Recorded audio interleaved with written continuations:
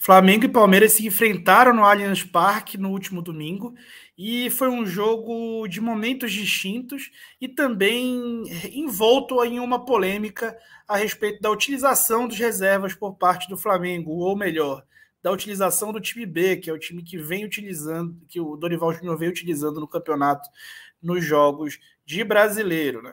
E aí, nós vamos debater tudo aqui. Nós vamos falar taticamente sobre o jogo, com vídeos, nós vamos falar também com relação à opinião, vamos bater um pouco de papo a respeito de dados. E se tu tem interesse em seguir esse vídeo, já deixa o teu like aí, se inscreve, compartilha para geral, enquanto eu rodo a vinheta.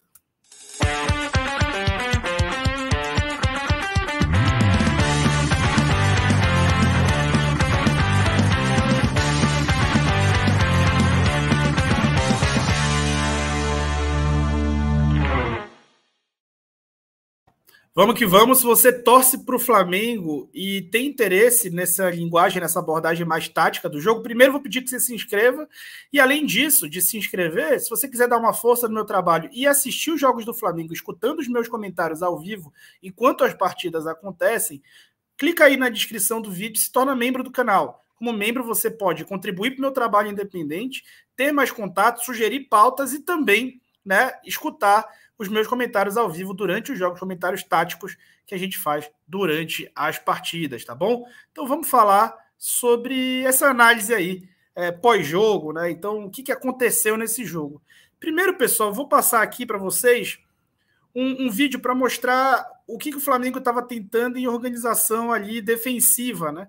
Então, o Flamengo, ele optou por fazer uma marcação de um 4-2-4 em determinados momentos, quando o Vitor Hugo avançava. Só que com os dois, né, os dois volantes mais alinhados, o Flamengo acabou vacilando um pouco entre essas duas linhas, entre a linha de defesa e a linha de ataque, com relação à cobertura dos corredores laterais.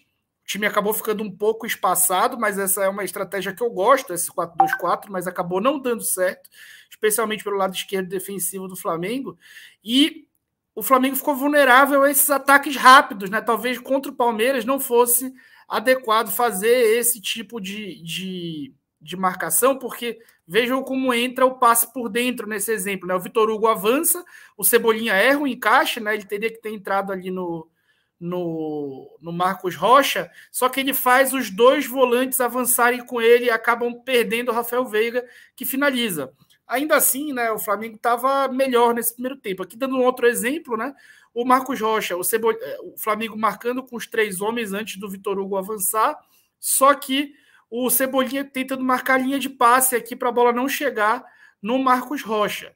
Só que o Palmeiras utilizou a dinâmica de terceiro homem, o João Gomes ficou um pouco perdido no lance e a bola acaba chegando no Marcos Rocha, só que a recomposição acontece. Tá? Muita gente falando que o Cebolinha esteve perdido na recomposição. Eu acho que houve mais descoordenação coletiva do que ele de fato perdido. Vou mostrar para vocês o próximo lance que vai deixar muito claro isso.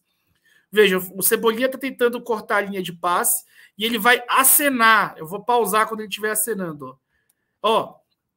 Ele está acenando para o Ayrton Lucas. Por quê? Porque o Ayrton Lucas deveria ter saltado a pressão enquanto a bola viajava para já poupar o jogador do domínio. Mas vejam aqui como o Abel Ferreira sobrecarrega ao lado direito. Aqui o Scarpa já está se projetando nas costas do Ayrton Lucas, que ainda nem saltou, né? Então o Abel Ferreira tentou manipular isso aí, né? Esse encaixe do Flamengo, aí necessitava mais da recomposição do Cebolinha, que não era algo coordenado ou previsto, tá? Nesse tipo de formação. Então a gente precisa entender as intenções do treinador, precisa entender as execuções do jogador. Tá? Se o jogador não estivesse recompondo porque ele não quer, ou não estivesse cobrindo o Marco Rocha porque ele não quer, tudo bem, mas ele estava ali para bloquear o jogo por fora, assim como faz os titulares, e o lateral precisa saltar a pressão para evitar que o jogador receba com uma certa liberdade. E o Ayrton Lucas não fez, então foi uma descoordenação do setor, tá? Que gerou ali essa vantagem para o Palmeiras, só que acabou não progredindo a jogada. E aí, pessoal, para falar, o Flamengo fez o seu gol. Para falar do seu gol, eu não posso falar de uma forma isolada, né? Isso claramente é uma jogada coordenada do time B, né? O Vitor Hugo avançando ou em segundo pau ou atrás da linha de defesa para entrar na área e cabecear, né? Ele tem um bom jogo aéreo, uma boa estatura, é um jogador forte, apesar de 18 anos de idade. Então esse gol foi uma consequência de jogadas trabalhadas do time B do Flamengo, e a gente precisa destacar isso. É o terceiro gol é o segundo gol que sai de uma jogada praticamente idêntica, e no mesmo jogo ela aconteceu uma outra vez, né? Então a gente precisa bater palma quando existe esse tipo de coordenação, quando o time sabe o que está fazendo e sabe por que está fazendo, porque isso quer dizer muita coisa do trabalho de um treinador.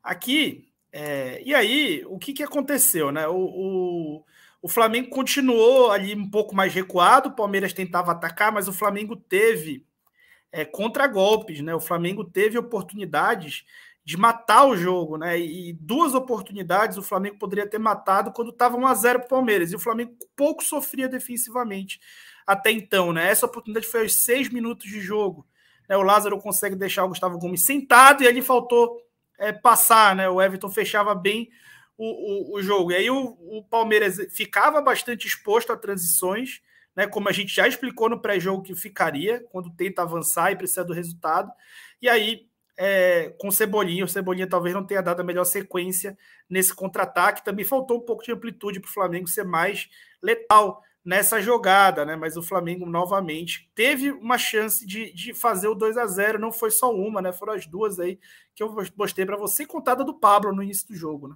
No primeiro tempo.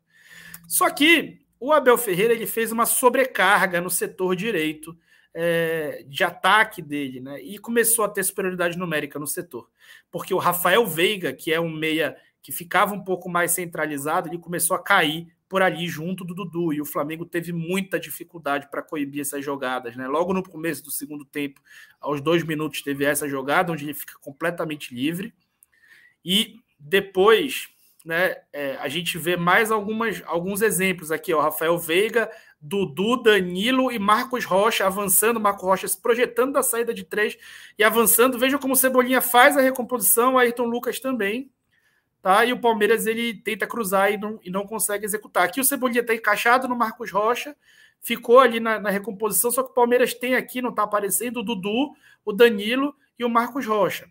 E aí o Veiga passa por trás da defesa e o Palmeiras concentra todos os jogadores ali, ó, todos os jogadores de meio na entrada da área, né? Porque eles querem abrir esse espaço de 1 contra 1. Esse é um espaço de 1 contra 1 que foi aberto para o Dudu tentar levar vantagem. E aí a cobertura do Flamengo acabou ficando em dobro, né? Acabou ficando muita gente vigiando o mesmo lance.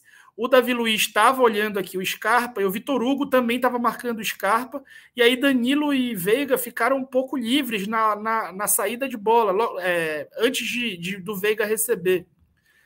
E aí, né, muita gente está falando que o Thiago Maia falhou. Para mim, não tem falha num gol como esse. O gol entrou, ele não foi bloqueado porque entrou no ponto que seria impossível de ser bloqueado, e foi um chute de rara felicidade. Se não for para ter gol assim, não vai ter nenhum no jogo. O que eu questiono é a defesa do Flamengo muito baixa, né? Uma postura de marcação muito baixa. Aqui o Thiago Maia, por exemplo, não ter feito uma marcação mais agressiva no início da jogada. O fato dele não ter agredido o Danilo fez com que o Ayrton Lucas tivesse que dividir referência. E aí o Ayrton também não encurtou no Dudu. Então essa marcação não foi mais encaixada porque ela não foi mais agressiva. E aí a jogada nem chegaria no pé do Rafael Veiga. A partir do momento que chegou no pé do Rafael Veiga, eu não consigo enxergar como falha do volante que não bloqueou o chute, tá? Eu respeito a opinião de quem consegue, mas eu não consigo, né? O fato é que o Flamengo estava deixando o Palmeiras chegar muito próximo ao seu gol e não tinha motivo para isso. Você pode marcar com bloco baixo, mantendo uma marcação mais ativa. E aqui eu queria mostrar para vocês um detalhe, né? O Palmeiras, pessoal, ele tem muitos méritos, né? Mas ele não teve muito interessado em vencer, tá? O começo do jogo, né? O Palmeiras teve ali 61% de posse de bola contra 39% do Flamengo, mas foi um jogo que teve bastante cera. Quando estava 0-0, o Everton passou ali fácil, 6, 7 minutos, esse tempo não foi reposto, só foram 5 minutos de acréscimo, 6, 7 minutos no chão, né? O que não aconteceu depois do Flamengo abrir o placar. Quando o Flamengo abre o placar, aí sim o Palmeiras cresce, né, em posse de bola, e o Flamengo aceita isso, né, muito passivamente. Aí eu acho que o Dorival demorou para fazer as alterações, deveria ter feito antes, isso tem sido uma característica dele, ele tem demorado. E após o empate, o Palmeiras se fecha, né, o Flamengo já com os titulares, tem o controle da bola. E aí vai um detalhe também do lado do Flamengo, né? Eu acho que o Dorival, ele sabia que o Palmeiras teria mais dificuldade, talvez, em enfrentar um adversário fechado que iria esperá-lo. E talvez isso tenha também pautado a decisão dele de entrar com o time B.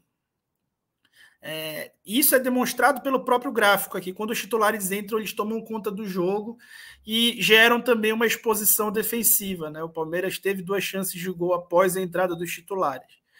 Então, pode ter sido alguma coisa com relação a isso. O Dorival justifica o fato de não ter escalado os titulares por ter tido um jogo em arena sintética, e inclusive ele fala com propriedade, né, que ele foi treinador do Atlético Paranaense e tudo mais. Eu não concordo, acho que ele deveria ir com um time mais desfalcado para a Copa do Brasil, já que esse era um jogo extremamente decisivo, e da Copa do Brasil ainda é o primeiro jogo. Mas a gente tem que respeitar o treinador, ele tem o conhecimento dele, ele deu a opinião dele, e a opinião dele nunca pode ser descartada, porque ela é a mais qualificada que existe, né? Confio bastante no trabalho do Dorival, acho que grande parte da torcida do Flamengo também. Porém, é preciso ser dito que ele realmente tomou essa opção e que isso pode ter sido fatal para o campeonato. Eu não acho que tenha sido, acho que o campeonato ainda tem muita coisa para rolar, e não acredito que isso tenha sido o fim da linha, tá bom? Então é isso, pessoal. Espero que tenham gostado. Deixa o like, compartilha o vídeo e tchau.